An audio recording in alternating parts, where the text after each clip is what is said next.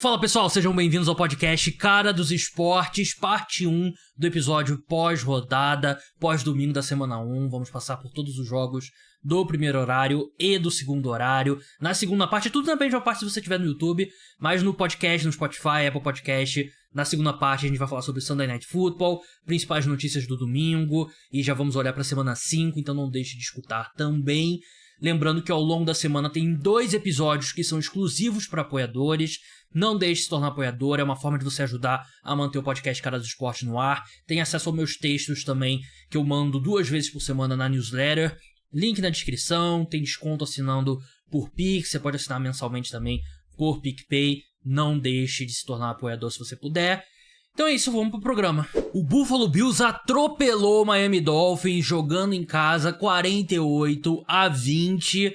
Um jogo que foi a melhor atuação da equipe na temporada com sobras. E claro, o Miami Dolphins jogou muito mal, mas não tira os méritos do Buffalo Bills, né? Um jogo que os dois times até trocaram socos ali no começo.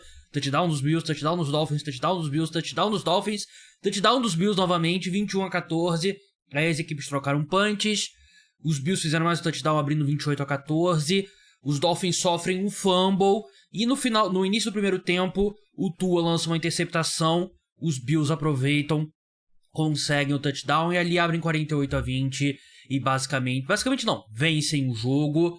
Era um jogo muito importante para a divisão, né? Os dois times que estavam ali liderando a AFC Leste, 2 times que a gente acredita que vão brigar não só pela divisão, mas como pela conferência. Quer dizer, a gente, eu, né? Não sei você aí na sua casa, né? Mas os Bills deram um sinal muito positivo, porque não vinha sendo um começo de temporada espetacular para a equipe, né? E o ataque vinha com muitas questões, né? Eles perderam para os Jets, ganharam dos Raiders, que é um time muito ruim, ganharam dos Commanders, ganharam agora dos Dolphins, né? Que é o melhor adversário que eles enfrentaram.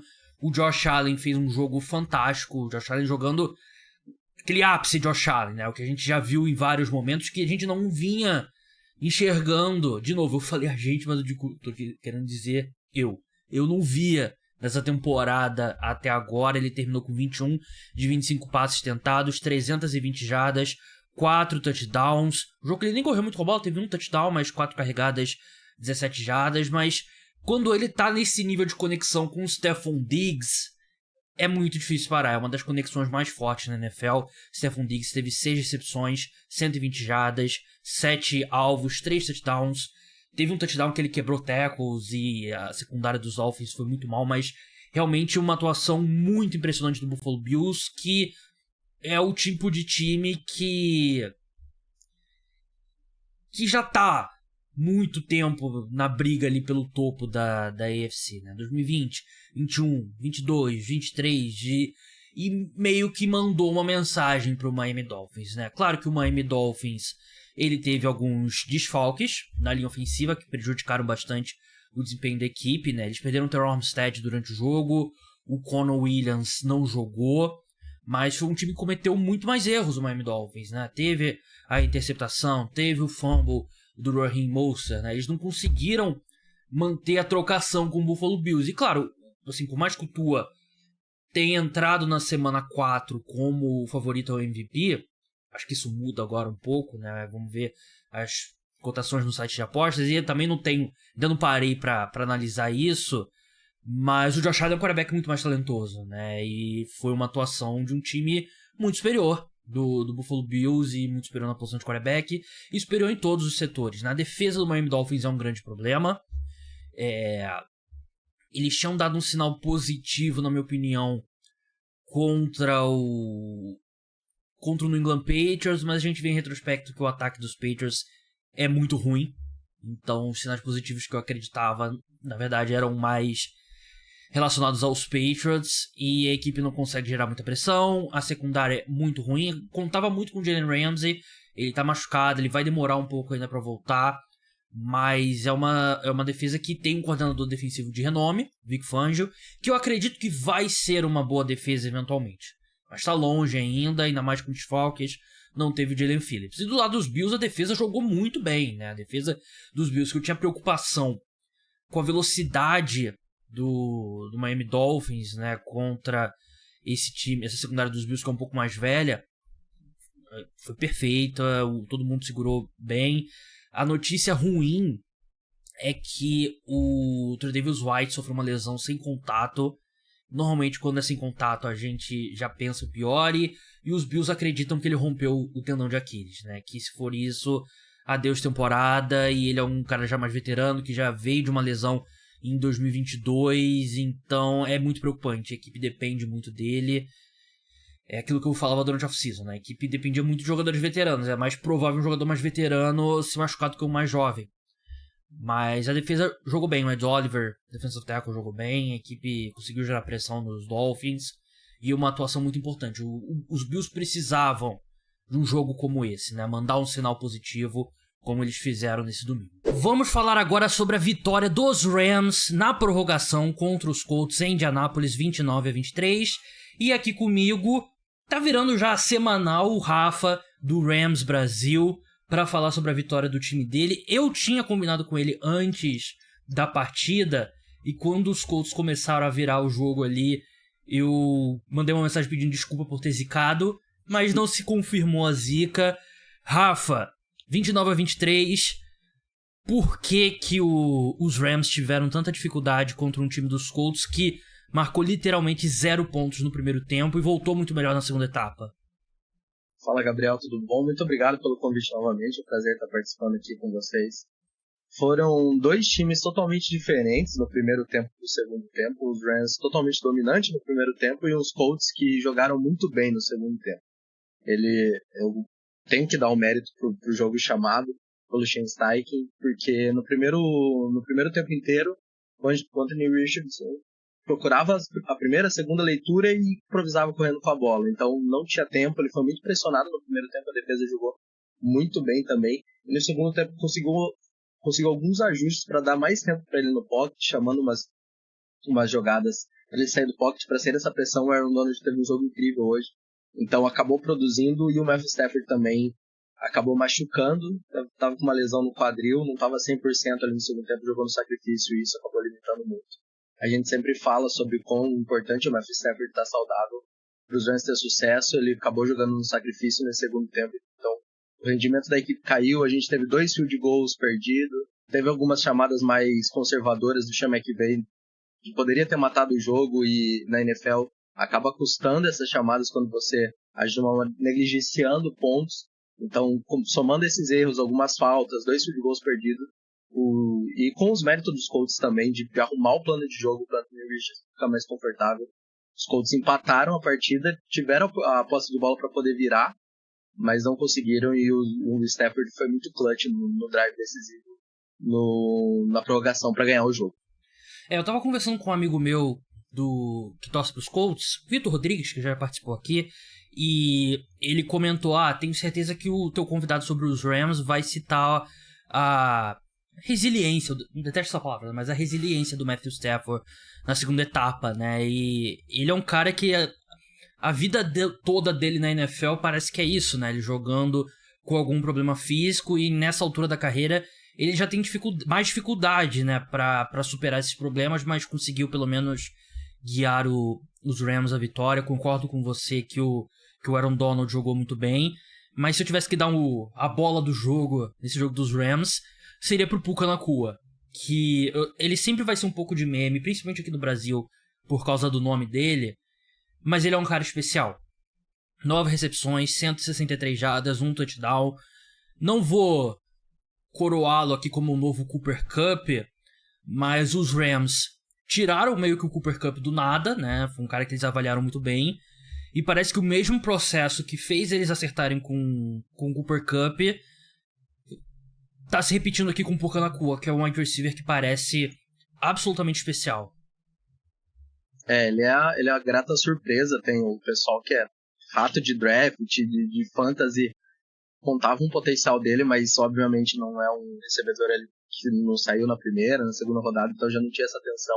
E, cara, ele tem suprido muito essa ausência do Cooper Kupp. Ele chegou hoje à marca de 501 jardas recebidas nos primeiros 4 jogos da NFL. Então, teve seu primeiro touchdown hoje, nesse touchdown memorável para poder ganhar o jogo, que é algo que vai ficar marcado. E a conexão dele com o Stafford, que é algo muito, muito intrigante, cara, pra mim. Porque o Stafford deu entrevistas no off-season falando que não estava conseguindo conectar com os jogadores. Ele, com a lesão do Aaron Rodgers, é o QB mais velho em atividade da NFL, então, né, a gente tem essa safra trocando de quarterbacks, e ele deu uma entrevista falando que não sabia como se conectar, como encontrar algo em comum para falar com os jogadores, e o que todo mundo esperava, que era o Van Jefferson num ótimo ano, suprindo essa ausência do Cooper Kupp, por já estar no time há muito tempo, por já ter jogado com o Stafford. A gente se surpreendeu hoje tem se surpreendido, né, nesses 4 primeiros jogos, mas hoje principalmente com o Puka Nacua especial e quanto ele tem jogado bem. E ele não é aquele cara atlético, ele não é aquele cara rápido, mas ele corre rotas muito bem, ele sabe estar no campo. A primeira recepção dele, ele fez a recepção com uma mão, que ficou presa a bola, basicamente, ele espalma a bola e segura com uma mão só. Então é um cara muito especial, e essa conexão dele com o Stafford, o Cooper Kupp pode voltar agora já na rodada contra os Eagles na semana 5. Então eu tô bem curioso para ver como eles dois vão se passar no campo. E quanto um vai poder tirar a atenção do outro, né? Ele não tem o atleticismo do Cooper Kupp, né? Acho que o Cooper Kupp me parece um atleta bem superior, né? Mas ele tem algumas das questões técnicas e mentais do Cooper Kupp, né? E 2 pontos, né? O primeiro, o Stafford tem um histórico de criar boas relações com wide receivers, né? A gente lembra com o Calvin Johnson, claro, o Calvin Johnson tá em outro patamar, qualquer outro, né? Mas ele teve uma conexão muito boa com o Golden Tate.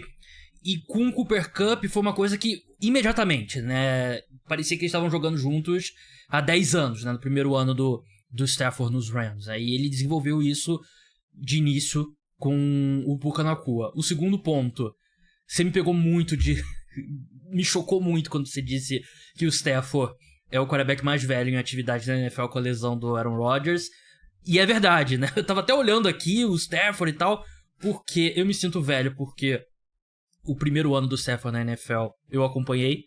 Então, o quarterback mais velho na NFL, eu vi o ano de calouro dele, que me faz eu me sentir extremamente velho. Mas é isso, né? A gente passou daquela era dos quarterbacks eternos, né? O Tom Brady, Big Ben, Peyton Manning, Drew Brees, Eli, Philip Rivers, caras que jogaram até muito tarde na carreira. E agora o quarterback mais velho na NFL em atividade, né? Que o Aaron Rodgers tá machucado, tem 35 anos, né? Meio que volta ao normal. Pra gente encerrar, queria que você desse sua avaliação de alguém que acompanhou a partida inteira do Anthony Richardson, que eu gostei muito do que eu vi no segundo tempo dele. E eu era muito fã dele no draft. E, claro, ele sofreu lesão, 2 lesões, né, na verdade, nesse início de carreira dele na NFL. Mas nesse jogo, na segunda etapa, eu vi algumas coisas, uns flashes especiais dele, de coisa de quarterback especial, alguns passes bonitos. Teve uma conversão que o Kyle Granson, era uma terceira descida longa, que o Kyle Granson dropou, que foi um passe muito bonito do Richardson. Eu gostei muito do que eu vi dele na segunda etapa. E você? Cara, ele jogou muito bem. Ele é um cara muito promissor, ele é um atleta muito incrível. Ele é gigante, cara, em campo. Eu não sei a altura dele, mas é notável quão grande ele é, cara, e quão imponente ele é, sabe? Então, ele é um cara que protege bem a bola. Acho que ele precisa se proteger um pouco mais. Ele, né, já perdeu o jogo nessa temporada. Ele precisa ainda pegar essa malícia, vamos dizer assim, da NFL, de você, né, não, às vezes dar o slide, não aceitar a pancada, ter essa casca que ele vai criar durante o tempo. Mas ele é um quarterback muito especial. Os Colts estão em boas mãos. Aquele potencial atlético, tudo que falavam dele no draft, né, de não ter muito jogo, ser baseado no teto que ele tem. Ele, cara, conseguiu voltar para essa partida que não é fácil. Você tá perdendo de 20-0 e depois ainda tomar um 23-0, não tendo produzindo nada. E eu, até no momento difícil, eu gostei muito da postura dele. Ele cuidou muito bem da bola. Se você assistiu o primeiro tempo, ele fazia a primeira leitura, a segunda leitura e improvisava correndo com a bola, ganhava jardas. Então, no segundo tempo, o plano de jogo mudou e a gente sempre fala, né? Você também comenta muito o quanto o Shane Steichen monta um ataque parecido que ele tem, como ele montou pro Jalen Hurts, e a gente viu muito isso no touchdown que empatou o jogo e na conversão de segunda descida. Uma jogada onde ele ficou com a bola, fez o fake e tinha um recebedor livre, tanto no touchdown como na conversão. Então, ele é muito especial. Os Colts têm um quarterback aí, se continuar jogando assim. E o time do Colts me impressiona muito, cara. Eu até achei que seria um time top 3, top 5 do draft. desse ano ainda, né? Um time que está desenvolvendo. Poderia estar 3-0, poderia ter ganho do Jacksonville Jaguars na primeira semana, jogou muito bem, cometeu alguns erros que acabou custando a partida. Tava 2-1 e perdeu hoje num detalhe. Se tivesse feito um primeiro tempo um pouco melhor, teriam ganho a partida hoje, mas é um time muito bom. Muito bom não, um time bom para as expectativas com um quarterback com muito potencial. Então, gostei muito do que eu vi hoje e acho que os Colts estão em boas mãos. Rafa, como é que o pessoal que quer ficar mais por dentro do Los Angeles Rams acompanha o teu trabalho? Quem quiser seguir lá vai ajudar muito, @BrasilRams. Então, quem quiser saber dos Rams, eu sempre estou postando estatística, tentando que o pessoal chama para gravar podcast, participando para poder interagir. Então, eu tenho produzido conteúdo dos Rams aqui sobre os Rams em português. Então, segue lá, @BrasilRams, vai ajudar muito. O Chicago Bears perdeu mais uma, o Denver Broncos venceu a equipe em Chicago 31-28, um jogo no qual os Bears tinham ampla vantagem entrando no terceiro quarto, entrando no terceiro quarto não, né? Ali no início do terceiro quarto, 28-7, e ainda assim levaram a virada. Primeiro tempo da equipe ofensivamente foi muito bom. Pessoal, os fãs do Justin Fields já viu, fala dele agora e tal. Mas é a defesa do Denver Broncos que é historicamente ruim, né? A gente tá vendo uma defesa tenebrosa, uma defesa que não era tão ruim no ano passado, né? Mudou o coordenador porque mudou a comissão técnica, mas é tenebrosa. E com isso fez o Justin Fields parecer o Cam Newton de 2015, o ano que o Cam Newton venceu o MVP, né? Pareceu o Aaron Rodgers. 28 de 35, 335 jardas, 4 touchdowns, uma interceptação, foram assim os números do Justin Fields no final da partida, mas ele deixou a desejar no final. Ele sofre um fumble que é retornado para touchdown, que é no último quarto ali, com 6:55 pro fim, que os Broncos empatam a partida. Na jogada seguinte, turnover on downs, que é quando o time tenta uma quarta descida e não consegue a conversão. Sobre essa decisão, porque toda vez que um time vai pra quarta descida viu, as analytics, os números e tal, não foi uma boa decisão do Matt Eberflus, né, que não é um bom head coach. A gente já sabe que ele não é um bom head coach e ele vai ser demitido quando a temporada terminar. Os principais modelos, por exemplo, da ESPN, indicavam que a melhor decisão ali era chutar um field goal, né, era uma quarta para 1 jarda, na linha de 18, com 2:52 pro fim, né? Era apertado, mas os modelos apontavam field goal como a melhor decisão. Ele vai pra tentativa de conversão, que eu não acho que foi um absurdo, não conseguiu, né? Se eu não me engano, foi um read option que ele chamou, o Justin Fields deu a bola pro Khalil Herbert e o Singleton fez uma ótima jogada, parou, mas não... Antes de o pessoal marchar rumo à casa da entidade Analytics, não foi isso, foi um erro do Matt Eberflus, que também não acho que foi um erro absurdo, acho que era muito próximo qualquer uma das decisões ali. Tá, assim, quando você toma uma decisão de ir pra uma quarta descida, você não vai porque você sabe que você vai converter sempre, né? Porque você sabe que a probabilidade tá do seu lado, e essa aqui não foi, enfim. Os Broncos recuperam a bola, conseguem um bom drive e chutam um field goal. Russell Wilson tem jogado melhor do que o ano passado, ainda acho que tem que melhorar muito. Não acredito que ele volta a ser o Russell Wilson pré-2021, mas ele tem dado sinais positivos, né? Ofensivamente os Broncos têm jogado um pouco melhor. E aí na outra campanha, o Chicago Bears, o Justin Fields lança uma interceptação, fim de jogo. A equipe que fez 3 touchdowns no segundo quarto, fez um touchdown no início do terceiro, levou 31 pontos sem resposta. Méritos pro ataque do Denver Broncos, mérito pra defesa do Denver Broncos, que no segundo tempo melhorou bastante, né? E claro que é coisa diferente quando você tá enfrentando Justin Fields em relação ao ataque dos Dolphins, né? Que é um grande ataque mesmo, tendo perdido nesse domingo. Mas o Justin Fields não tá nem perto do que você gostaria de que ele estivesse, né? O DJ Moore jogou bem, por exemplo.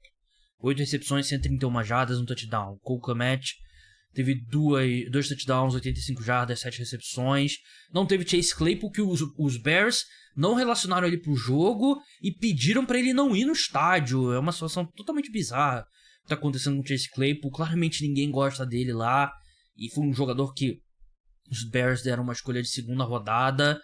Mas uma derrota muito decepcionante, né? Se tinha alguma dúvida que esse time tá em crise, não tem mais, né? E eu não sei, a gente tá em outubro já, eu não sei se o Matt Eberflus chega no próximo mês como head coach do Chicago Bears, só que a gente tá muito numa situação que não tem muito o que salvar nessa temporada.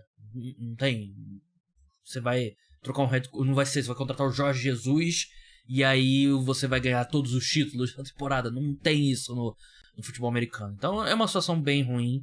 E os Broncos, por outro lado, se salvaram de uma crise enorme, né? Porque começa 0-4 e do jeito que a equipe foi atropelada no primeiro tempo por um time tão ruim quanto o Chicago Bears, mas respira um pouco aliviado. O Tennessee Titans passou por cima do Cincinnati Bengals 27-3 e sinal de alerta tem que estar ligado já há muito tempo em Cincinnati, né? Começando pelos Titans, fizeram uma boa partida defensivamente falando, pressionaram bastante o Joe Burrow, tiraram qualquer possibilidade e fizeram o que deveriam fazer. No ataque, Derrick Henry, enfim, jogando bem nessa temporada, 122 jardas, um touchdown correndo com a bola, um touchdown passando a bola também, né? Ele que tem esse histórico de fazer esse tipo de jogada, né? Que ele dá um pulinho assim quando chegando na linha de scrimmage e fez o passe para touchdown.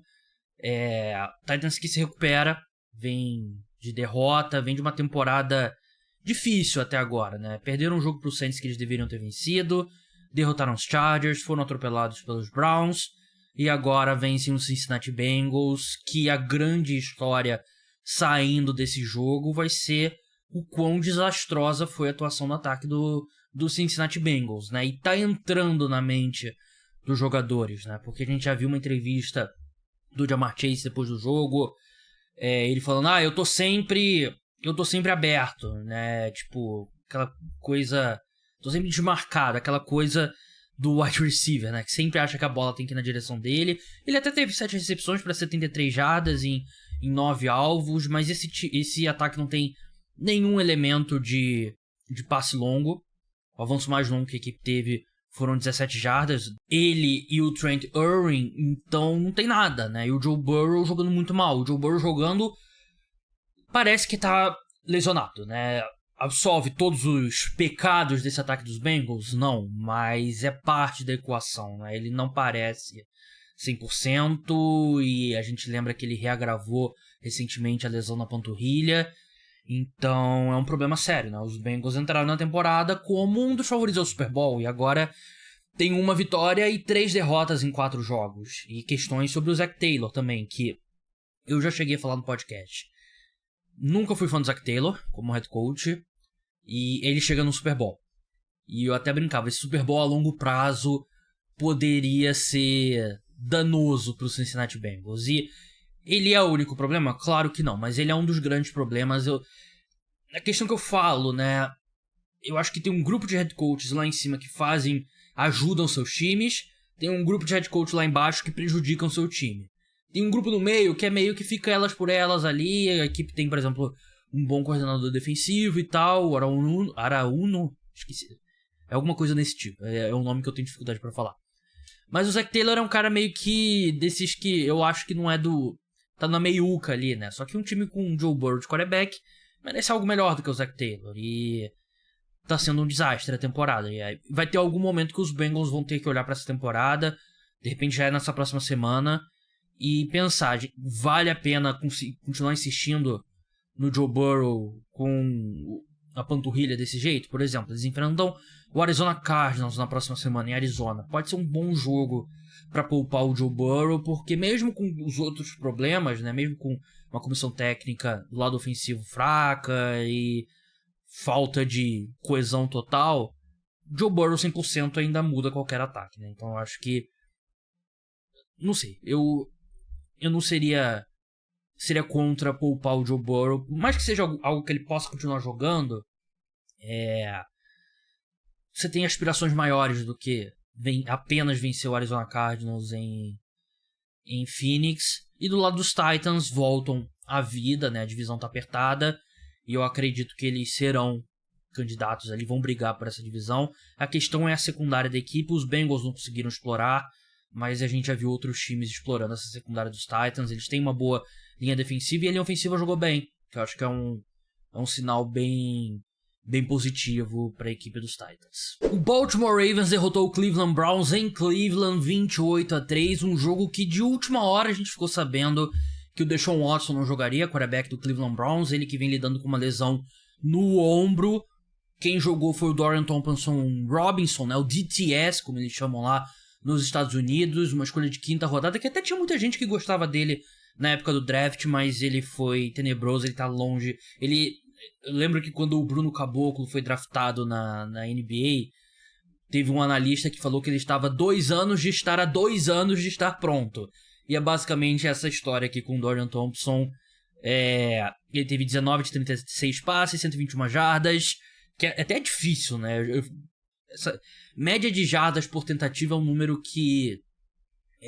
não existe um número definitivo para avaliar um quarterback, né? Mas jardas por tentativa é um que costuma ter uma boa relação com o desempenho, né? Ele teve 3,4 jardas por tentativa, que é muito baixo.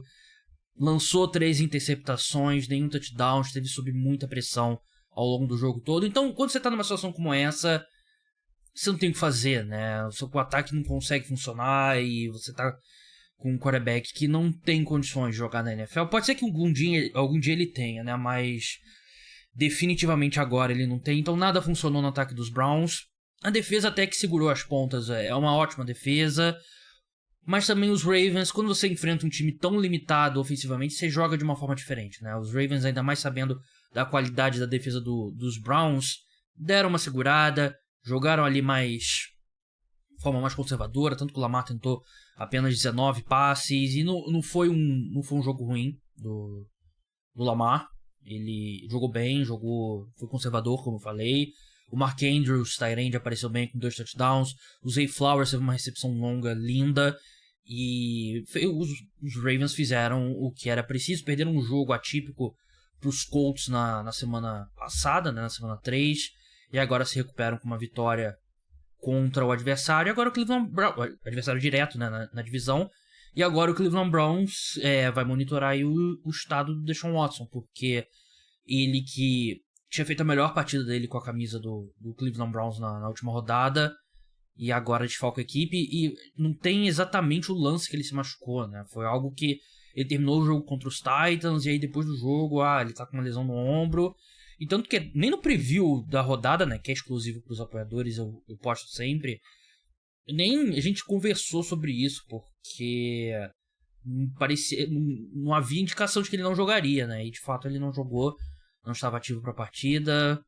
E é isso, o ataque dos Browns simplesmente não funcionou. Vamos falar agora da vitória do Minnesota Vikings para cima do Carolina Panthers, 21-13, um jogo que os Panthers estiveram na frente durante o primeiro tempo, mas levaram a virada na segunda etapa numa atuação anêmica do ataque.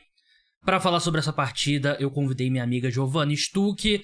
Giovanna, torcedora dos Panthers, aliás, explica pra gente o que aconteceu na partida. Eu vi você reclamando bastante no Twitter, um jogo que o único touchdown ofensivo dos Panthers foi da defesa, né?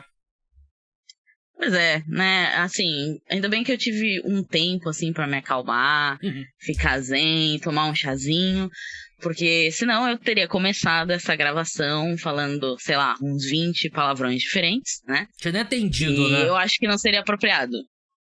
Não, realmente, o ataque dos Panthers vem muito mal nessa temporada. Vamos começar...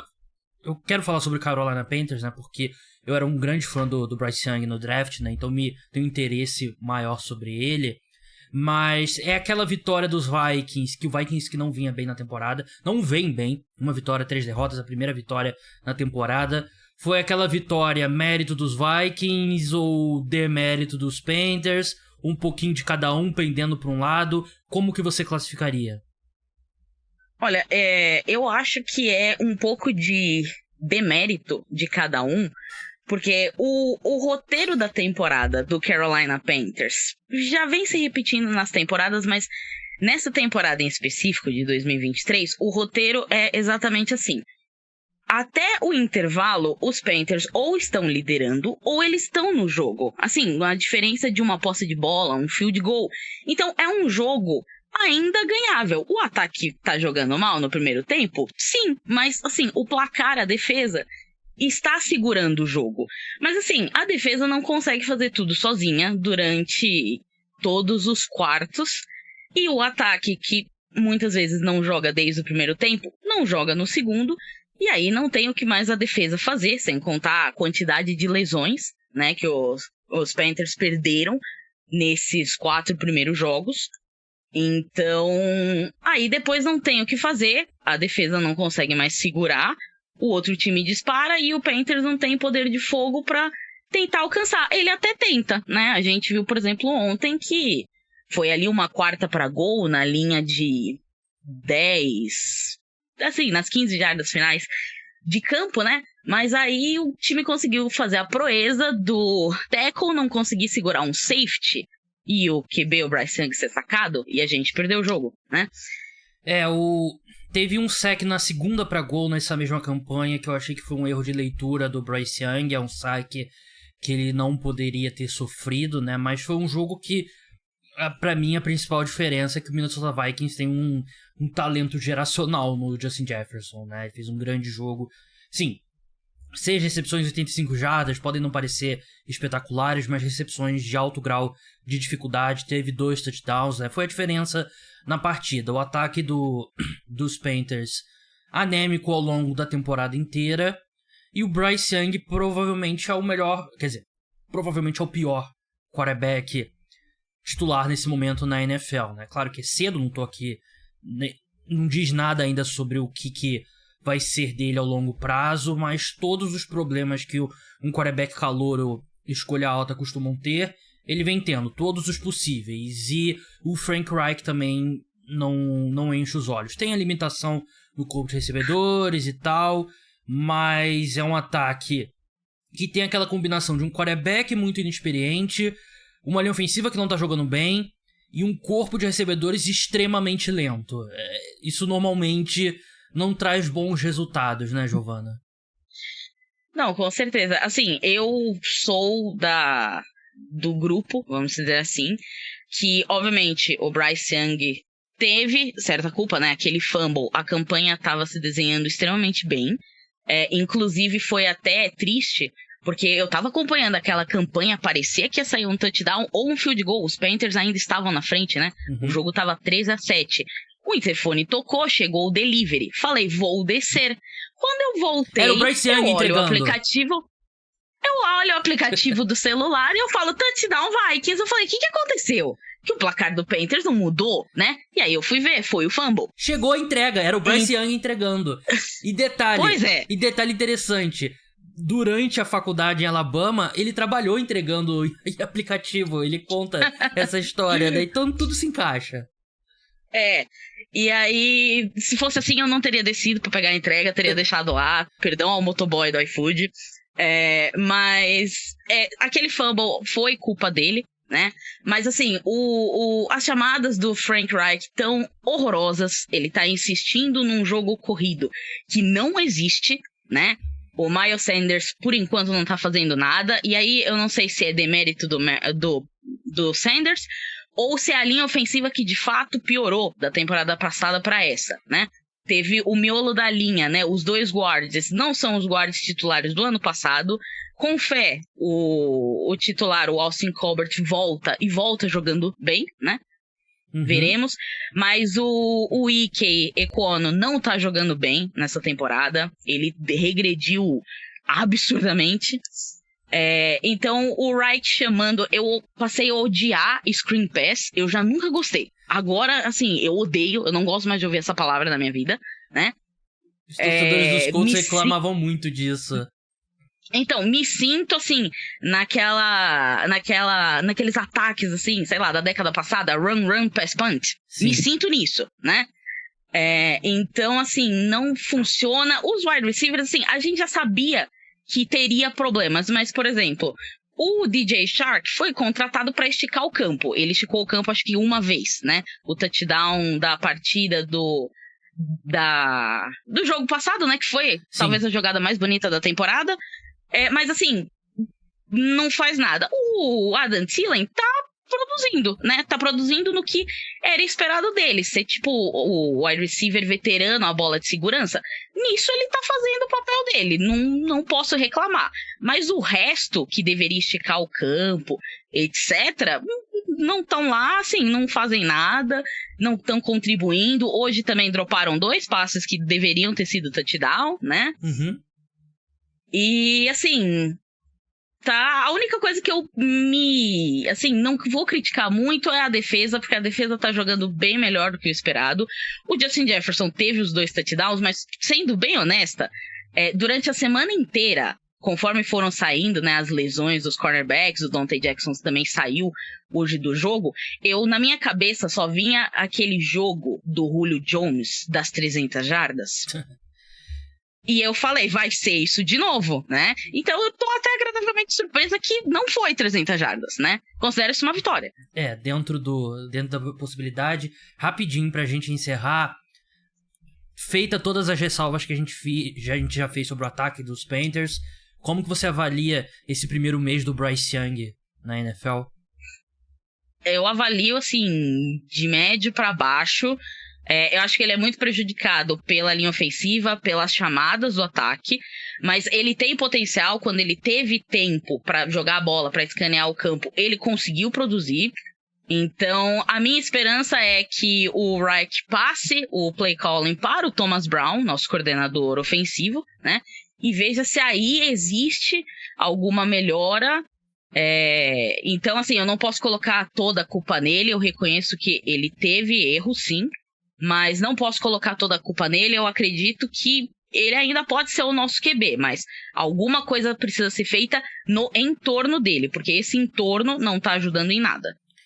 É cedo ainda, o fumble foi bem ruim, né, que foi retornado para touchdown, mas enfim, Giovana, muito obrigado pela sua participação, sigam ela lá no @G_Stuck, até a próxima. Até. O Tampa Bay Buccaneers derrotou o New Orleans Saints no Superdome, 26-9, Buccaneers, 3 vitórias e 1 derrota. Eu já tenho que admitir aqui, torcedor dos Bucs, me desculpa. Eu achava que o time de vocês seria bem pior do que ele está sendo. Claro que é um time espetacular? Não é também. Vamos exagerar também, né? Venceram jogos contra Vikings, Bears e Saints. Times ruins, mas é um time melhor do que eu esperava. E principalmente o Baker Mayfield está sendo um quarterback bem melhor do que eu esperava. Teve 25 de 32 passes, 246 jardas, 3 touchdowns, 1 interceptação. Foi bem protegido. Mas a equipe fez um jogo bem completo, né? Acho que o Baker Mayfield ajudou e todo mundo ajudou, né? O ponto negativo é que o Mike Evans deixou a partida com uma lesão no posterior da coxa. Isso preocupa. Do lado do New Orleans Saints, a equipe abriu 3-0 e depois só foi pontuar no segundo tempo, e mesmo assim com 2 field goals. E teve o Derek Carr em campo. Derek Carr que sofreu uma lesão no ligamento do ombro, né, na semana passada. A expectativa era que ele não jogasse, mas ele jogou e longe de 100%. Né? Ele tentou 37 passes, terminou com 127 jardas, nenhum touchdown, nenhuma interceptação, então claramente limitado. Derek Carr, que por natureza não é o quarterback limitado, sim, claro, não é dos piores titulares da NFL, né, mas também não... Acho que ele tá na meiuca ali dos titulares, um pouco para baixo e tal, e quando ele não tá 100% fisicamente, é ainda pior, né? Ele teve algumas chances até, teve um passe longo pro Chris Olave que ele tava livre, mas ele passou a bola mais curta do que deveria. Teve outra que ele também deixou a bola um pouco curta e o safety do Tampa Bay Buccaneers conseguiu tirar a bola, né? O Antonio Winfield. Tiveram algumas chances, né? Só que um quarterback limitado por lesão não conseguiu. O James Winston entrou no final, lançou uma interceptação ainda. Então, é um jogo que eu não gosto desse time do Saints. Eu não gostava antes da temporada e nada que eles fizeram esse ano até agora mudou minha opinião sobre eles. Mas com o Derek Carr machucado, realmente é complicado. E do lado do Tampa Bay Buccaneers, eles começam a se colocar numa boa posição na divisão, né? Líder da divisão, Baker Mayfield jogando bem, defesa tá jogando bem.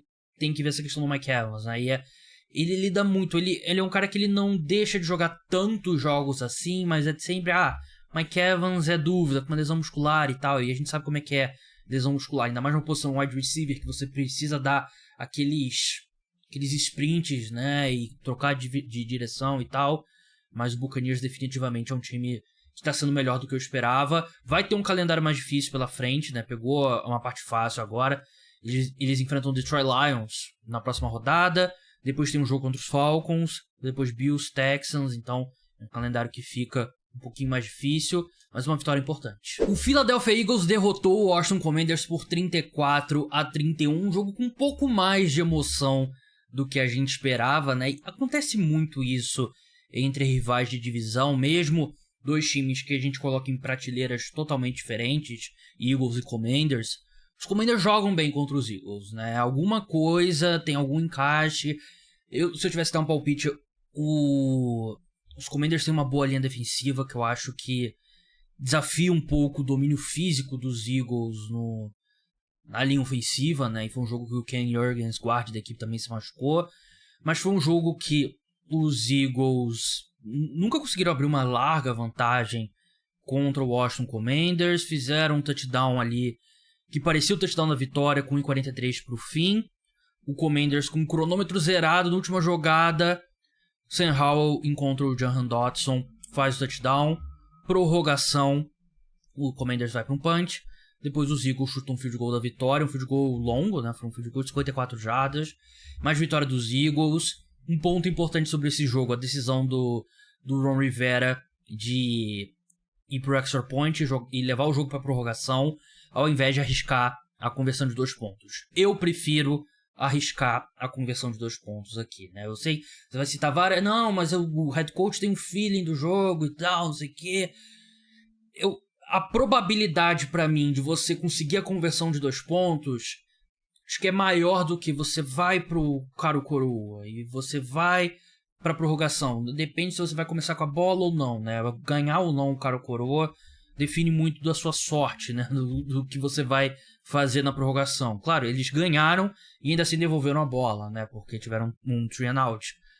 Mas eu prefiro as probabilidades de você arriscar uma conversão de 2 pontos e pelo menos você tá sob controle ali, né? Você tá com o seu ataque, você chama a sua melhor jogada que você tiver e você vive com o resultado disso, né? Mas aí, ir pra prorrogação você tudo bem, você teve a oportunidade de ter a bola, mas você ganhou o cara ou coroa, né? Então você coloca muita coisa no cara ou coroa e depois perde no field goal. Eu teria ido, o Ron Rivera não optou, quis ir pra prorrogação, eu acho que foi a decisão errada.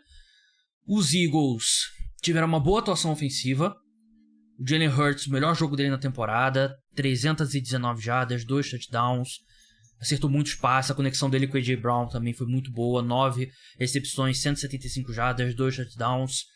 Jogou muito bem, melhor atuação dele no ano, mas os Eagles sofreram um pouco mais, né? A defesa não jogou bem, né? A defesa teve dificuldade contra o Sam Howell e os wide receivers dos Commanders. Eu achei que foi uma boa atuação do Terry McLaurin, teve o Jahan Dotson ali naquele touchdown final. Eu achei que a comissão secundária dos Eagles teve um pouco de dificuldade aí contra os wide receivers dos Commanders, mas vitória, Eagles invictos na temporada. Houston Texans 30, Pittsburgh Steelers 6, um atropelo do Houston Texans, um jogo que a equipe dominou completamente, mais uma ótima partida do C.J. Stroud, 306 jardas, 2 touchdowns, aproveitamento um pouco de baixo de passes, né, 16 de 30, mas é um ataque que não tem grandes wide receivers e ele tá fazendo funcionar, né? O Nico Collins jogou muito bem, 7 recepções, 168 jardas, 2 touchdowns, teve um touchdown do Dalton Schultz, que o Dameon Pierce passou a bola, na verdade, desculpa,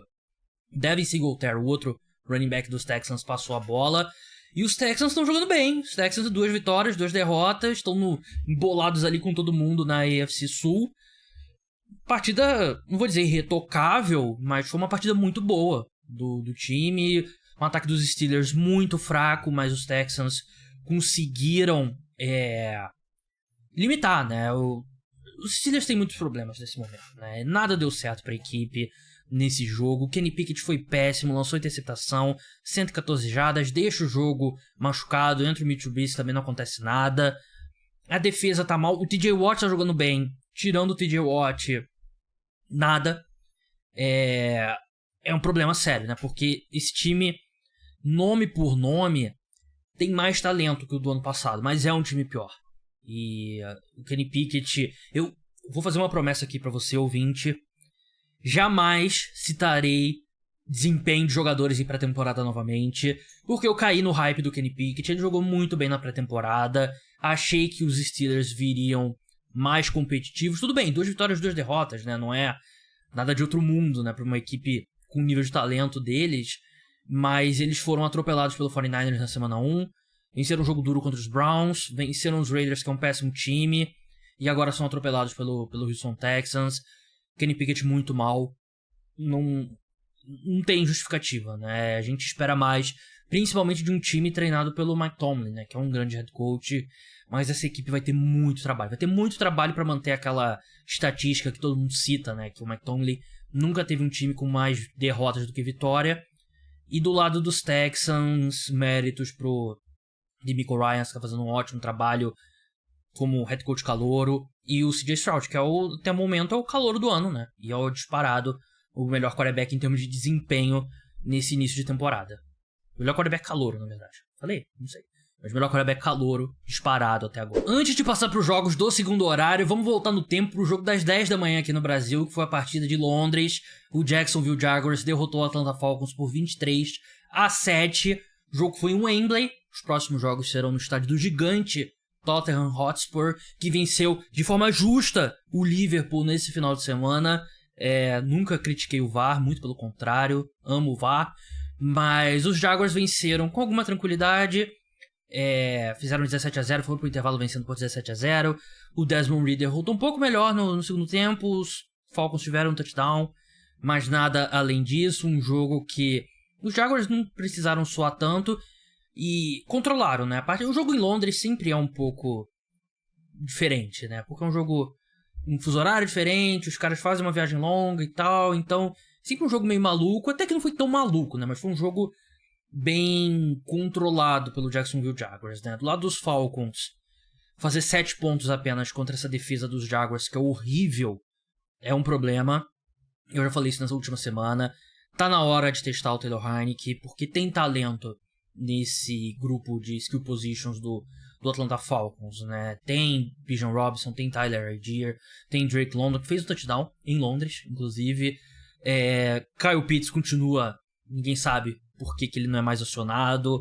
Até o Jonnu Smith teve um bom jogo, né? Que é o outro tight end, 6 recepções, 95 jardas, né? Mas precisa de algo, precisa ir atrás do Kirk Cousins, outro quarterback, ou dar pelo menos oportunidade pro Taylor Heinicke, porque você tá desperdiçando talento nesse ataque, né? Você não vai a lugar nenhum, você não vai... um time desse não vai pro tanking, mas também não vai a lugar nenhum com o Desmond Ridder, que não é a resposta. E os Jaguars, assim, acho que tem méritos em vencer um jogo no qual eles não foram espetaculares, né? Porque é um time também 2-2, todo mundo na divisão tá 2-2, perderam pros Texans, um jogo bem ruim na última semana, mas também com momentos atípicos, né? Problema de special teams e tal, então volta a vencer. O grande destaque da partida foi a transmissão Toy Story, que estava disponível no Star Plus. Eu não lembro, não sei se estava na TV também, mas estava disponível no Star Plus. Pra quem não viu, assim, a tecnologia é um negócio espetacular, né? Deu problema em algum momento. Tem aqueles modelos assim de jogo play by play e tal, e eles que tem os pontinhos, né? O do Next Gen Stats, que é tipo aqueles football managers antigos, né? Você vê o jogador como se fosse um pontinho. Eles transformaram os pontinhos em jogadores como se fossem de brinquedos num campo que era no quarto do Andy, né? Do Toy Story, né? Toy Story, pra quem não sabe, o Woody, Buzz Lightyear e tal. E ficou bem legal, né? Porque você via lá o bonequinho do Trevor Lawrence passando a bola. Não era exatamente igual, era basicamente uma animação pra passe, uma animação pra corrida e tal. Você via a bola. E pra criança eu imagino que deve ser bem legal. E, assim, é uma forma da NFL de doutrinar desde cedo essas crianças. Porque o que acontece nos Estados Unidos é que tá tendo menos futebol americano infantil, né? Porque todos os estudos mostram que criança não deveria jogar futebol americano, principalmente de impacto, né? De flag tudo bem, né? Mas de contato físico. Então você tem que ter alguma outra forma ali de injetar futebol americano na mente das crianças, que hoje em dia é YouTube, tablet e tal. Então eu achei que foi bem legal. Teve alguns problemas, teve alguns momentos que o sistema não conseguia ler direito a jogada que estava acontecendo, aí ficava meio maluco, a câmera sumia e tal. Mas eu achei que foi bem legal. E assim, a NFL tá em outro nível em qualquer liga esportiva, né? Em termos de tecnologia e dinheiro. E você precisa aperfeiçoar, mas eu achei bem legal. Longe de perfeita, mas eu achei que foi bem interessante. Recomendo, se você pesquisar no YouTube, com certeza tem alguns lances, porque é uma tecnologia realmente bem legal. Vamos falar agora sobre a vitória do Dallas Cowboys para cima do New England Patriots, 38-3, e aqui comigo para falar desse jogo, um torcedor dos Cowboys. Quando eu tenho que chamar torcedores rivais, né, para falar, não tem jeito. Gabriel Platt, meu xará, lá do Blue Star Brasil, principal perfil que cobre o Dallas Cowboys aqui no Brasil. Xará, como que foi essa vitória do Dallas Cowboys tão imponente pra cima do New England Patriots? Uma defesa que vinha jogando tão bem, mas cedeu 38 pontos ao Dallas Cowboys. Olha, foi de certa forma um pouco surpreendente, né? Até porque o Cowboys vinha de uma derrota no mínimo esquisita ali para Arizona Cardinals, que até então era um dos piores times da NFL. E acho que o Cowboys ele conseguiu se portar muito bem no ataque, acho que tiveram chamadas muito boas, tirando nas últimas 20 jardas do campo, que o time ainda sofre problemas com isso. Mas eu acho que o principal diferencial foi a defesa do Cowboys, né? E aí eu tô falando tanto do mérito da defesa quanto o demérito do Mac Jones, né? Acho que o quarterback do Patriots teve problemas em proteger a bola, né? Sofreu fumble, tiveram 2 interceptações. Eu acho que ali transformou um jogo que poderia ser parelho por um massacre que a gente viu, né? Que já tinha tido um lance do Mac Jones que já tinha feito um passe perigoso assim, em cima do Darren Bland, só que ele tinha conseguido a recepção. E na jogada seguinte ele tentou a mesma coisa, a gente viu o que aconteceu, né? Foi aquela pick six, que ali eu acho que pavimentou o caminho para uma vitória tranquila do Cowboys. A defesa realmente voltou a jogar muito bem, né? E eu acho que faz sentido por 2 pontos, né? Primeiro, que contra os Cardinals eu acho que foi um jogo totalmente atípico, um jogo maluco. Teve alguns problemas estruturais dos Cowboys expostos naquele jogo, né? Que a gente viu contra os Patriots novamente, foi o problema na Red Zone, né? A equipe tem muita dificuldade nas 20 jardas finais do campo, como o Gabriel falou. Mas teve muito jogo atípico, né? E foi o primeiro jogo da defesa sem o Trevon Diggs. E contra os Patriots não tem tanta velocidade no corpo de wide receivers, né? Então, eu acho que esse matchup para os Cowboys foi melhor. Claro, teve os problemas do Mac Jones. Eu quero falar um pouco mais pra frente sobre o Mac Jones, quero a opinião do meu xará também, mas eu sinto que essa defesa dos Cowboys sem o Trevon Diggs, ela vai ter um pouco de dificuldade contra wide receivers mais velocistas, mas contra um corpo de recebedores que não é dos mais velozes, eu acho que ainda assim vai ser uma secundária muito forte. Sim, eu acho que a grande diferença que a gente consegue ver na defesa do Cowboys com a ausência do Diggs acho que o Jalen Kearse, né, o safety, eu acho que ele teve uma queda de desempenho desde a ausência do Diggs. E até no começo da partida a gente viu o Donovan Wilson ali um pouco perdido, foi uma jogada do Kendrick Bourne, agora eu não sei qual foi a do Douglas, que o Donovan Wilson ficou meio perdido num bom ganho ali. E eu acho que é um problema, acho que um cornerback da qualidade do Trevor Diggs sempre vai fazer falta para qualquer time da NFL, né? O Cowboys ele optou por suprir essa ausência colocando o Darren Bland no outside, no lado de fora da defesa, e jogando o Jordan Lewis pro slot, que era onde o Darren Bland estava atuando. E o Bland ele não tinha ido tão bem contra o Cardinals. Nessa partida ele foi bem, e ele é um jogador que ano passado já tinha terminado a temporada em alta, então eu espero um crescimento dele nas próximas semanas, mas é um jogador que tem evolução, né? Então acredito que vão ter altos e baixos assim ao longo do desempenho não só dele, mas dos outros jogadores da secundária também.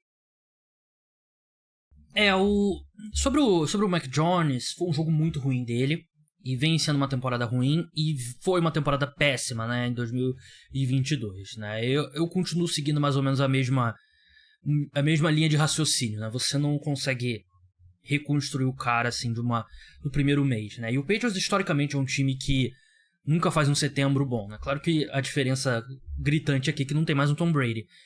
Mas o Mac Jones, ele mostra muitas limitações, né? E a gente saiu do ano dele de calouro, né? O pessoal querendo coroá-lo e sempre me parecia que ele estava muito próximo já ao teto dele, né? E a questão é que ele nem recupera mais esse teto. Ele lança 2 interceptações, o ataque não é bom, falta velocidade, falta talento na posição de wide receiver. O Bill O'Brien, eu acho que ele é um bom coordenador ofensivo, mas até agora não conseguiu consertar. Tudo isso é válido. Mas o Mac Jones individualmente precisa jogar muito melhor do que ele está jogando. Perdeu um fumble, lançou 2 interceptações e os Patriots terminaram o jogo com o Bailey Zappi, né, como quarterback. Claro que ali já era um momento com o jogo definido. A defesa dos Cowboys é muito difícil de se enfrentar. Tem o Micah Parsons, que chegou a deixar o jogo machucado e voltou. Mas foi uma atuação, mais uma, né, Gabriel, do Mac Jones, muito longe do que a gente espera dele, né? Exatamente. Como eu falei anteriormente, eu acho que ele cuidou muito mal da bola, eu acho que ele arriscou alguns passos que não deveriam arriscar. A defesa do Cowboys, ela sofreu, principalmente com o jogo terrestre, na partida contra o Cardinals, e eu esperava que o Patriots fosse abusar um pouco mais disso. Eu vi o Stevenson muito apagado, o Zeke jogou pouco, né? Se não me engano, o Zeke fez um bom jogo contra o Jets. E eu achei que o Mac Jones, a comissão técnica do Patriots poderia usar o Mac Jones para correr com a bola também. O Mac Jones, acho que ele só correu em situações de... foi pro passe, saiu do sec e acabou correndo com a bola de improviso.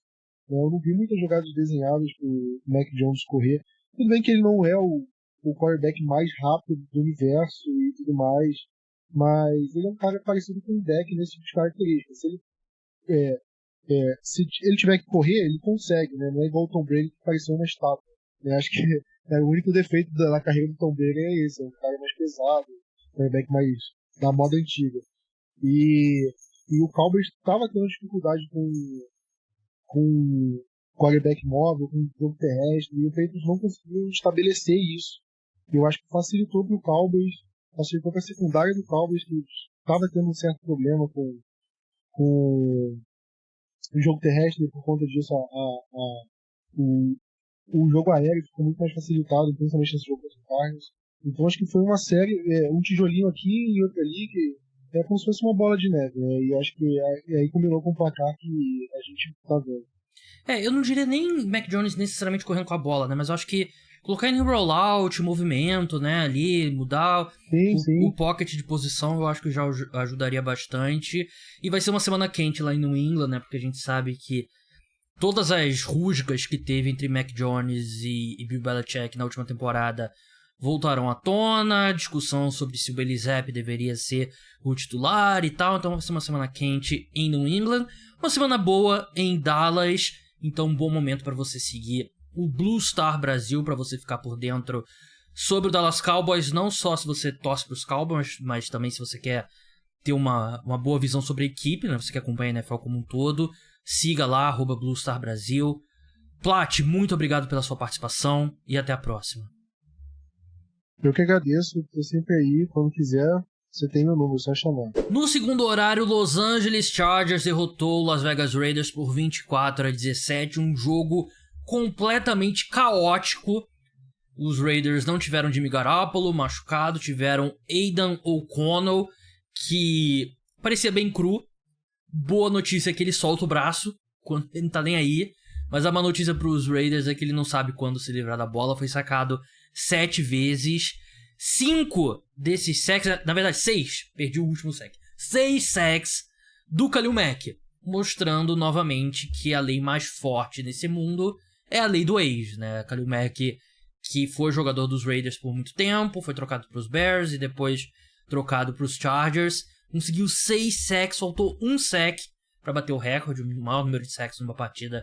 Foram 7 do Derrick Thomas em 1990 pelo Kansas City Chiefs, mas um jogo que isso comprometeu completamente o ataque dos Raiders, né? O jogo que os Chargers foram vencendo por 24-7 no intervalo e depois não conseguiram pontuar no segundo tempo, né? E volta aqueles problemas de sempre que vocês já devem estar de saco cheio de ouvir, né? O Justin Herbert é muito mal utilizado, a comissão técnica não é boa, o Kellen Moore até agora não colocou nenhuma cara diferente nesse ataque dos Chargers, e nessa os Raiders voltaram à partida, né? Tiveram a oportunidade, conseguiram um touchdown, os Chargers foram bem ousados até, uma 4-1 na linha de 34 jardas, foram para conversão ali no QB sneak, a lá Philadelphia Eagles, não conseguiram, foi a decisão correta, foi arriscada sim, mas eu acho que foi a decisão correta, não conseguiram, mas acontece. Os Raiders lançam uma interceptação com Aidan O'Connell, passe que ia pro Jacoby Myers, foi interceptado pelo Asante Samuel, que ajoelha com a bola ao invés de retornar mais, que foi um erro. Os Chargers ainda tiveram que usar 2 jogadas ali, conseguiram a primeira descida num passe longo do Justin Herbert pro Joshua Palmer, que foi lindo passe. O Justin Herbert é fantástico. Esse é um clássico caso de os haters do Justin Herbert vão olhar, 13 de 24, 167 jardas, um touchdown, interceptação.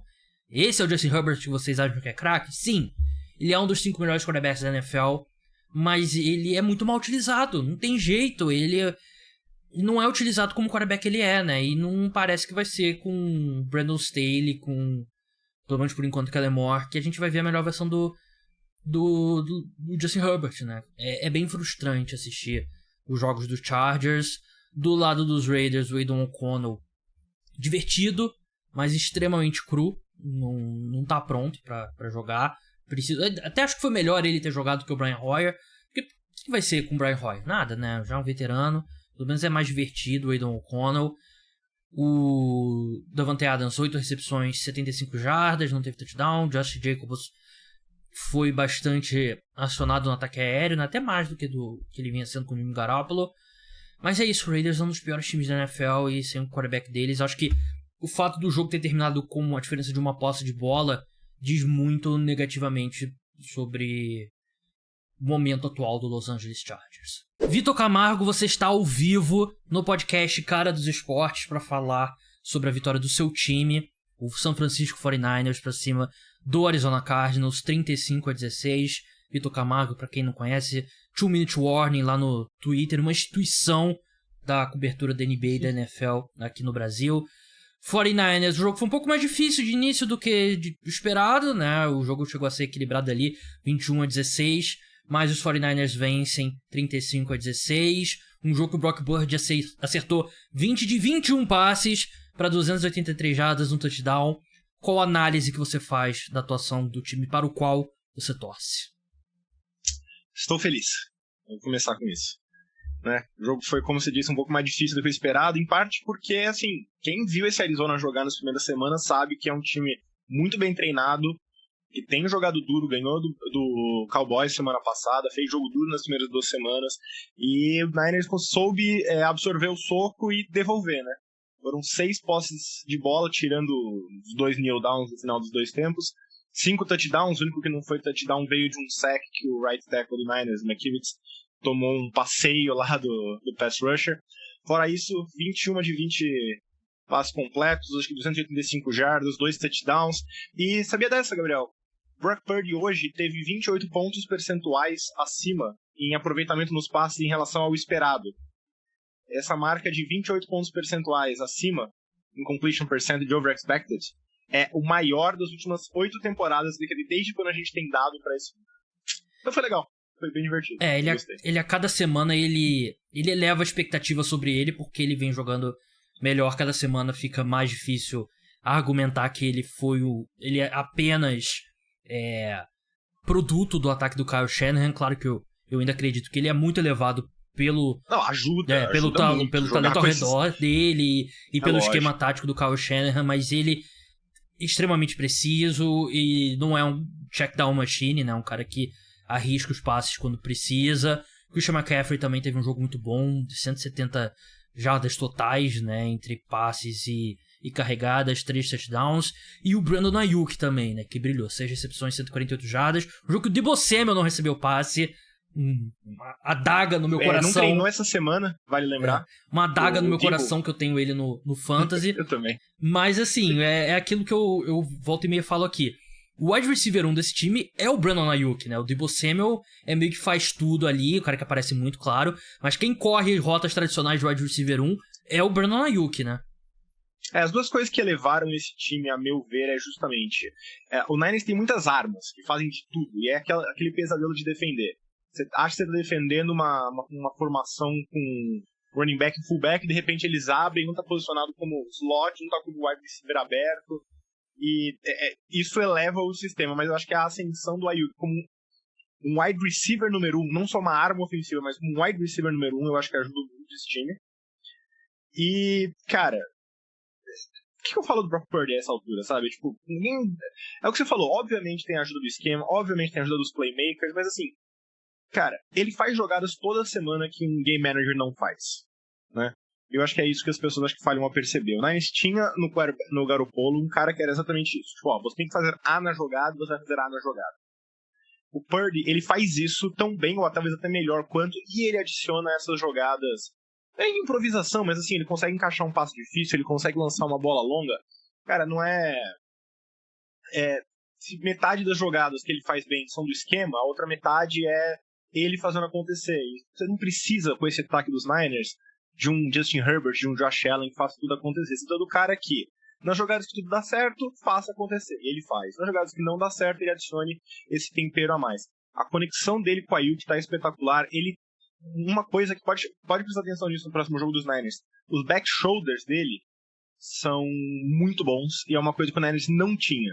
Esse negócio assim, cara, tá contestado, mas eu jogo no back shoulder, eu jogo no ombro de trás, meu wide receiver vai fazer a jogada. Não tinha isso no ataque dos Niners e ele tá fazendo isso 4 passes desses por semana que são espetaculares. Ele fez um pro Brandon Ayuk, numa conversão aí naquele, acho que se não me engano, numa das duas últimas campanhas do touchdown. Tá jogando com confiança e, cara, o Shanahan chamando jogadas de quarta descida, não...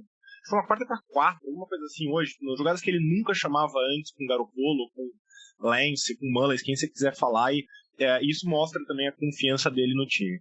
A defesa talvez está um pouquinho menos eficiente do que eu gostaria, né? Mudou de coordenador, eu acho que ela hoje tá mais perto de ser, sei lá, a 10ª melhor defesa da liga do que ser a número 1, que nem foi ano passado, mas, de novo, 4 jogos, um coordenador novo, ainda tá adaptando, e não é que esteja sendo ruim, né? O time pegou um calendário mais fraco nesse sentido. É aquela coisa, time bom não escolhe com quem joga, time bom pega time ruim e passa o trator. E ao contrário do time ruim, né? Time ruim escolhe, né? Pelo jeito. Olha, não sei, mas tem time ruim que nem escolhendo. Eu acho que é aquela coisa, né? Essa questão da mudança de coordenadores, né?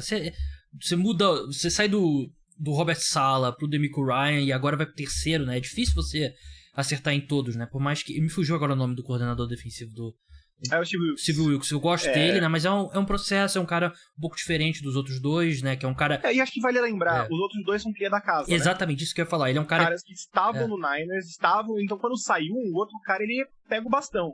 Agora tem um cara já estabelecido de fora, que já tem um jeito de jogar que ele gosta mais, etc. Sim. Ele traz toda uma experiência, então é normal que tem um período de adaptação. Ele é um cara de secundária, que é meio que o ponto fraco em termos de elenco dos 49ers, então a gente vai ver também com o tempo como isso vai evoluir. Não tem sido ruim, não tem sido tão dominante, mas com o jeito que o ataque do Niners está jogando, se for a 10ª melhor defesa da liga, o time continua sendo favoritíssimo ao título, né? Concordo. E sobre o Arizona Cardinals, mais uma boa atuação do ataque da equipe, por mais que tenha marcado apenas 16 pontos, né? O Josh Dobbs, que tá jogando bem acima do esperado, né? Hoje foi um jogo mais discreto do James Conner, mas o Marquise Brown, né? Hollywood Brown voltou a aparecer. É um time que... Quem jogou muito bem foi o Michael Wilson. Sim, também. 2 touchdowns e ganhou várias jogadas. Tá bom que muitas vezes fizeram alinhar ele contra os cornerbacks mais fracos dos Niners, mas assim, não importa, você ainda tem que ganhar seu matchup. Ele fez belas recepções, achei que jogou muito bem. Eu acho que esse é o sonho do time que tá, não vou dizer tancando, porque tancar na NFL é difícil, né? Uhum. É um sacrifício muito grande pro jogador pra você simplesmente tancar. Não é que na NBA que você pega leve, beleza, um ano mais light. Não, você continua apanhando, se não estiver tancando. Então, mas é um time que, assim, é o sonho. Você tá jogando bem, você tá mostrando que seu técnico tá conseguindo fazer boas coisas, comissão técnica, o time joga bem, um ou outro cara aparecendo toda semana pra dar um pouco de profundidade pro elenco, e você perde no final, porque você também quer ter uma escolha boa de draft, né? E vale lembrar que de novo, o calendário do Arizona não é dos mais fáceis até aqui, né? Sim. Pegou Niners em sequência, depois do Cowboys. O jogo contra o Giants meio que né? Mas a Commanders também é um time que não tem jogado mal nesse começo de ano, levou o Eagles para prorrogação, então duas Commanders, 3 pontos pro Giants, depois a vitória convincente sobre o Cowboys. Hoje a derrota um pouco mais larga, mas com um time que talvez seja o melhor time da liga atualmente. Então, tenho gostado muito do que tenho visto do Arizona Cardinals. Eu acho que eles... É aquela coisa que a gente falou do Lions uns 2 anos atrás, né? Tipo, eles estão perdendo, mas você tá vendo a fundação de alguma coisa ser construída. Claro que você ainda tem que dar os próximos passos, tem que colocar os próximos blocos, e não é só porque você acertou até agora que você vai continuar acertando, mas é bom você ter essa fundação. Né? Muito obrigado. Para um time que nem o Bears pra ver o que acontece se você não tem.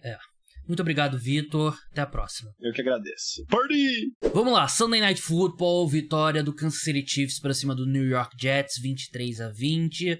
Um jogo com um final polêmico, algumas marcações, não diria nem questionáveis, né? Eu diria marcações erradas da arbitragem contra o New York Jets. Os Chiefs venceram um jogo mais apertado do que a gente esperava.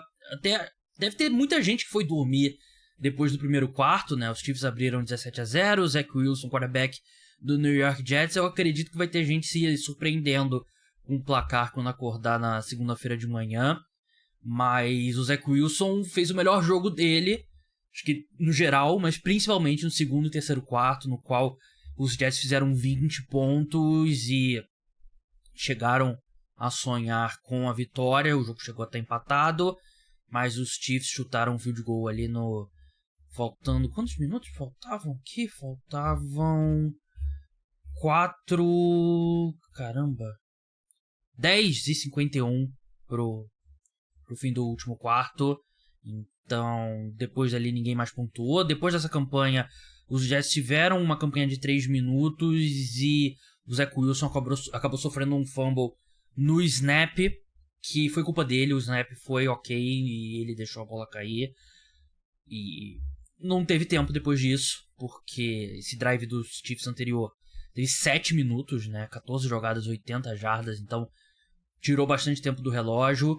Aí veio o fumble do New York Jets, né, do Zach Wilson, e depois a campanha com muitas faltas ali que, olha, foram erros claros, né? Teve uma terceira para 23 que o Jermaine Johnson, edge rusher do New York Jets, é segurado basicamente o snap inteiro e a arbitragem não dá holding. Mahomes consegue primeira descida correndo com a bola. E talvez a pior, não sei se... Essa foi bem clara, né? Acho que não dá nem pra dizer que a outra foi pior, né? Que foi a do Sauce Gardner, que veio 2 minutos depois, né? Um passe longo do Patrick Mahomes pro Marquez Valdes-Scantling, numa terceira para 20. E assim, o Sauce Gardner, ele toca mais nos wide receivers do que você gostaria de ver se você é um árbitro. Provavelmente sim, né? Não se você for um árbitro, né? Se você for treinador adversário, né? Ele meio que... Ele explora bastante o limite do que é holding, ou contato, ou interferência, e o que não é. Dito isso, não foi falta, né? Foi marcado um holding, primeira descida automática pros Chiefs, e aí depois disso, os Chiefs gastaram o relógio e venceram o jogo, né? O Patrick Mahomes conseguiu uma primeira descida ali numa terceira para 8 que matou a partida. Mas essas duas chamadas, né? Não ter chamado um holding contra o Jermaine Johnson e ter chamado essa falta aí de contato ilegal do Sauce Gardner, matou o jogo pro New York Jets. Claro que matou o jogo pro New York Jets também foi começar mal a partida, o Zach Wilson sofreu aquele fumble, os momentos que o ataque não conseguia fazer nada. Mas essas faltas poderiam ter dado mais uma chance pros Jets vencer a partida, ou empatar, levar para prorrogação. Nesse que foi o melhor jogo do Zach Wilson com a camisa do New York Jets, né? Ele teve, como eu falei, né? O segundo e terceiro quarto dele foram fortes, bem bom. E ainda assim não é o suficiente, né? Ele precisa fazer isso por mais quartos, né? Eu achei que o Garrett Wilson jogou bem, apesar dos números não serem espetaculares. 14 alvos, 9 recepções, 60 jardas. Achei que ele fez algumas recepções ali de alto grau de dificuldade. O Breece Hall teve uma corrida bem bonita de 40... Eu tô falando bem... Enfim. Tô gravando aqui de madrugada, meu vocabulário já foi. Mas teve uma corrida longa que, de repente... Breece Hall do ano passado pré-lesão, de repente fazia touchdown, né? Mas também o Tyler Conklin, que devia estar bloqueando lá. Ele tropeça e cai, aí o jogador dos Chiefs faz o tackle no Breece Hall. Do lado dos Chiefs, jogo muito ruim do Patrick Mahomes. 2 interceptações, poderiam ser 3. Continua os mesmos problemas dos recebedores, são ruins. A linha ofensiva, no geral, jogou bem, mas em alguns momentos chaves ali se confundiu um pouco. A gente viu o Patrick Mahomes um pouco mais pressionado do que de costume. Não foi nada demais, mas teve um ou outro lance ali que a linha defensiva dos Jets, com movimentação e tal, conseguiu confundir os bloqueios. Mas, de novo, no geral, eles tiveram um bom jogo, né? O John Taylor, faltas que prejudicam muito a partida, né? Teve o safety, por exemplo, que ele segurou a grade do capacete do adversário dentro da endzone, né? Falta na endzone é safety, mas não foi tipo linha ofensiva dos Bengals no Super Bowl contra os Rams, né? Em termos de quantificar uma atuação ruim da linha ofensiva, né? Foi uma atuação ok. O Isaiah Pacheco jogou bem, correu bem com a bola, 20 carregadas, 115 jardas. Assim, cada snap que ele não tá em campo e tá o Clyde Edwards-Helaire ou o Jared McKinnon é bom pro adversário, né? Porque o Helaire nem parece que foi uma escolha de primeira rodada há pouco tempo, né? Porque ele tá correndo como se estivesse na areia, né? Correndo na areia de calça jeans, porque ele não tem nenhuma explosão. E o McKinnon também limitado. O Isaiah Pacheco é o melhor dos running backs da equipe por uma boa margem. E continua aquilo, né? Nenhum recebedor além do Travis Kelce faz qualquer coisa, né? A gente viu um pouquinho do Rashee Rice, né? Ele teve 3 recepções, se eu não me engano, todas no segundo tempo. E acho que a gente vai ver mais dele em campo, né? Porque eles precisam de alguma coisa no ataque, no corpo de recebedores da equipe, porque é o que tem. Assim, o Mahomes não jogou bem, mesmo com as ressalvas. Ele individualmente não jogou bem. Jogou bem nos momentos decisivos ali para conquistar as primeiras descidas com as pernas no final do jogo. Mas é fato que os recebedores não estão ajudando ele. O corpo de recebedores é terrível e estão prejudicando o desempenho da equipe dos Chiefs. A defesa eu também não achei que fez uma boa atuação. Tudo bem, você deu apenas 20 pontos, né? Mas não foi o melhor jogo da equipe. Tudo bem que o jogo terrestre, das 108 jardas que os Jets tiveram, 43 vieram numa corrida só. Mas o Zach Wilson teve tempo no pocket, foi bem protegido. E eu achei que essa defesa dos Chiefs poderia jogar um pouco melhor.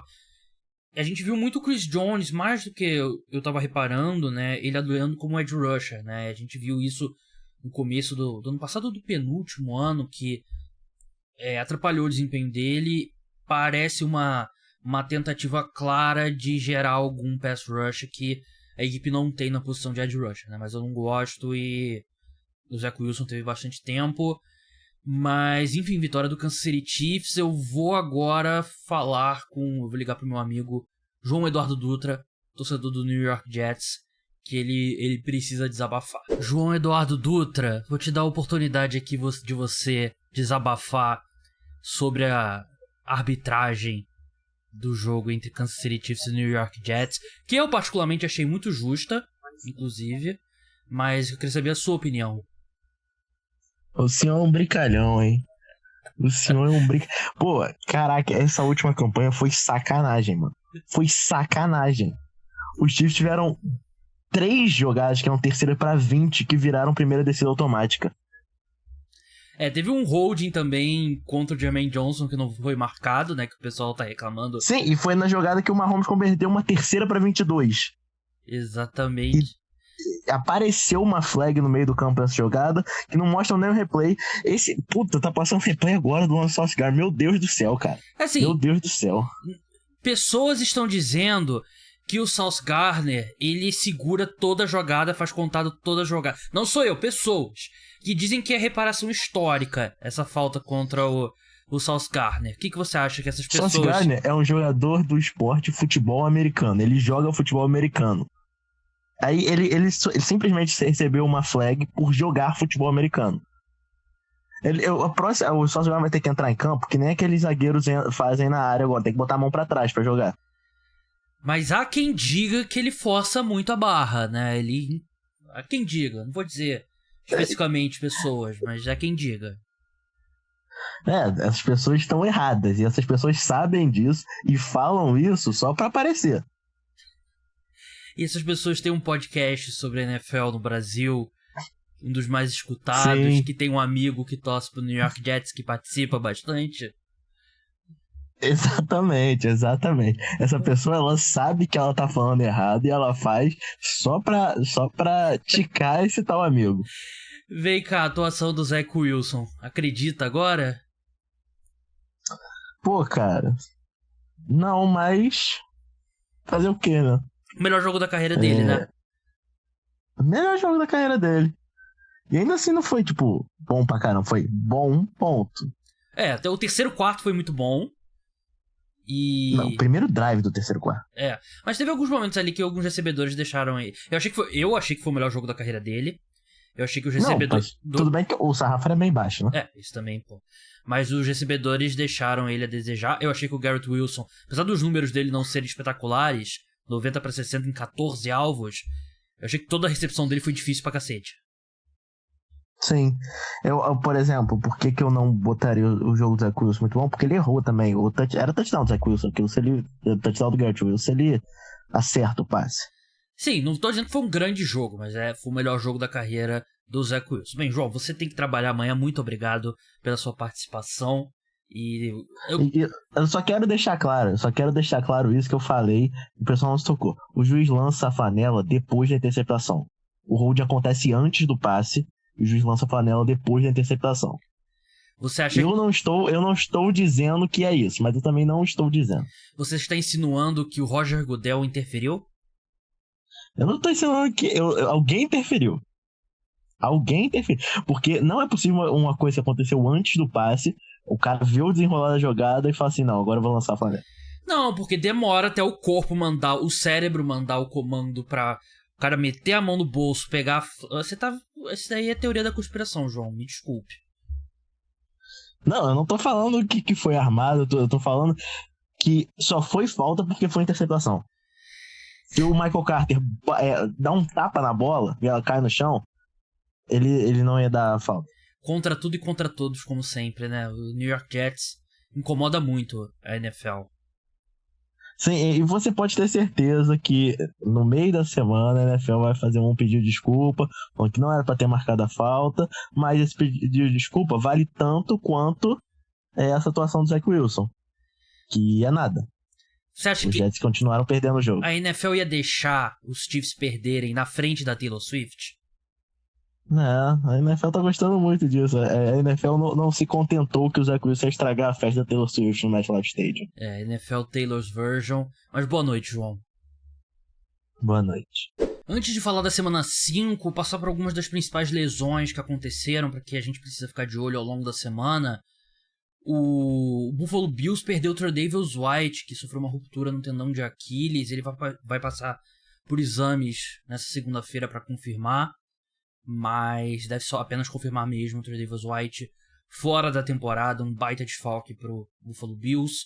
O Carolina Panthers perdeu Dante Jackson, cornerback, durante a partida contra o Minnesota Vikings. Ele sofreu uma lesão no ombro, não voltou, a gente ainda não tem status para a próxima partida, mas é um jogador importante para a equipe. Cincinnati Bengals viu T. Higgins sofrer uma fratura na costela durante o jogo contra o Tennessee Titans. Ele deve desfalcar a equipe por algumas semanas, um baita desfalque para um time que já não está conseguindo fazer nada no ataque. Cleveland Browns, o Myles Garrett deixou o estádio com a perna ali imobilizada, né? Aquelas botas, né? Que você bota quando torce o tornozelo e tal. Ele falou que é uma lesão no pé, mas que não é séria. Os Browns têm semana de bye e depois disso ele deve voltar. O Denver Broncos perdeu o Javonte Williams, running back, sofreu uma lesão no quadril. Vamos ver, os Raiders Davante Adams chegou a deixar o jogo com uma lesão no ombro, mas depois voltou, não deve ser grave. Los Angeles Rams, o Matthew Stafford jogou a maior parte do segundo tempo no sacrifício, com uma lesão no quadril, mas disse que vai jogar na próxima semana. O Miami Dolphins perdeu o Teron Armstead, left tackle, durante o jogo contra os Bills. Ele é um cara para ficar de olho, é um cara que tem histórico de lesões. Os Patriots viram que o Sean Gonzalez, cornerback, vem jogando muito bem, inclusive, sofreu uma lesão no ombro e deixou a partida contra os Cowboys. E o Matthew Judon sofreu que parece ser uma lesão no tendão do bíceps e pode desfalcar a equipe aí nas próximas semanas. Vamos ver, o Kenny Pickett sofreu uma lesão no joelho e foi substituído pelo Mitch Trubisky, outro pra gente ficar de olho, que pode acabar indo pro banco pela questão física e técnica. Pat Frymouth, tight end, sofreu uma lesão no É tarde, gente. No posterior da coxa, outro cara pra gente ficar de olho. Mike Evans, wide receiver dos Bucks, deixou o jogo com uma lesão no posterior da coxa também. Isso é preocupante porque o Evans vinha muito bem na temporada e seria um baita desfalque pra equipe. Não são essas, estou olhando aqui a lista, acho que são essas principais. Vamos olhar pra semana 5, né? Eu não tenho o Monday Night Football ainda pela frente. Na quinta-feira a gente tem o jogo Chicago Bears contra o Washington Commanders em Washington. O Commanders é favorito por 6 pontos e deveria ser favorito por 6 pontos. Eu vou apostar? Não, porque eu não confio também no Commanders, né? Mas é um jogo que promete ser... Eu espero que seja aquele jogo ruim que traz entretenimento, pelo menos, né? Não seja aquele jogo ruim de, sei lá, 9-3. Seja um jogo que tenha pelo menos Fields cometendo turnovers, Sam Howell cometendo turnovers, fumbles e tal, pra deixar o jogo animado, pelo menos. No domingo a gente tem Jacksonville Jaguars contra Buffalo Bills. Bills são favoritos por 4,5 pontos. Iria aqui nesse Buffalo Bills 4,5 pontos e imagino que essa linha vai andar aqui pra... Não ficaria surpreso, Buffalo Bills menos 5,5 até chegar a partida. Ravens e Steelers. Ravens favoritos por 4 pontos. O jogo é em Pittsburgh, mas não tem como não apostar no Ravens aqui. Os Steelers muito mal. Mas é um jogo de divisão, um jogo duro, né? Então pode ser que os Steelers consigam cobrir esses 4 pontos. Carolina Panthers contra Detroit Lions em Detroit. Lions favoritos por 8,5 pontos. Como deveriam, apostaria nos Lions. O ataque do Panthers é triste, né? Vocês ouviram a Giovanna Stuck, minha amiga, falando sobre a atuação da equipe. Houston Texans contra Atlanta Falcons, jogo em Atlanta. Falcons favoritos por 2,5. Vai ter muita gente apostando nesse Texans mais 2,5. Mas me soa muito armadilha. Eu iria de Atlanta Falcons. Mas que os Texans venham jogando bem. Mas esse 2,5 aqui me soa como uma armadilha. Não confiaria. Saints e Patriots. Patriots favoritos por 1,5 pontos. Isso mostra muito desconfiança quanto à saúde do Derek Carr, né? Que jogou muito mal nesse domingo, né? Batalhando uma lesão no ombro. Então, por isso que os Patriots são favoritos, porque eles jogaram muito mal contra o Dallas Cowboys. New York Giants contra Miami Dolphins, que eu posso me dar ao luxo de falar, porque os Giants não jogaram ainda no Monday Night Football. Nesse momento, Miami Dolphins favoritos por 9,5 pontos. E se for trágico, o Monday Night Football é capaz dessa linha subir bastante. Então, não acho a pior coisa do mundo pegar esse Dolphins menos 9,5, não. Tennessee Titans contra Indianapolis Colts, jogo em Indianapolis. Colts favoritos por 1 ponto. Os Colts que fizeram um jogo duro contra os Rams, perderam na prorrogação. Os Titans venceram jogando bem os Bengals. É um jogo bem importante e bem equilibrado mesmo. Eu iria no Titans, eu iria na vitória dos Titans direta por 2,0, mas acho que os Colts mostraram algumas coisas interessantes na reta final ali. O Shane Steichen vem fazendo um trabalho muito bom. Cincinnati Bengals contra Arizona Cardinals. Bengals favoritos por 4,5 pontos, mesmo jogo sendo em Arizona. E eu ficaria de olho, porque eu acho que tem uma chance do Joe Burrow não jogar. Então, ficaria longe desse jogo por enquanto. Philadelphia Eagles e Los Angeles Rams. Os Eagles são favoritos por 5 pontos e é isso. Eles O Commanders sempre faz jogos duros contra os Eagles, né? Então não quero dar um overreact aí quanto à vitória apertada da equipe. Os Rams, com o Stafford baleado, é um time bem diferente. São um time bem diferente. Eu iria de Eagles aqui. Sunday Night Football, um jogo que deve ser bem interessante. 49ers e Cowboys em São Francisco. Os 49ers são favoritos por 3,5. Eu iria de 49ers aqui. E para encerrar, Packers e Raiders. Packers favoritos por 1 ponto. Jogo em Las Vegas. Também iria de Packers aqui. Apesar dos Packers não terem impressionado no último Thursday Night Football.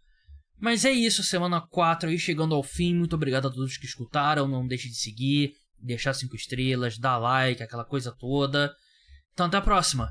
Tchau.